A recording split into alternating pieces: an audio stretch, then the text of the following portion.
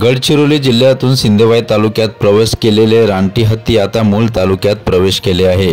काल जानाळा मार्गे जात कांतापेठ, पिपरी दीक्षित आणि भंजाडी मार्गे आपला मोर्चा वळविला आहे। ही हत्तीची जोडी गावागावातून जंगल परिसर मार्गाने जात असल्याने नागरिकांना कुतूहल वाटत आहे।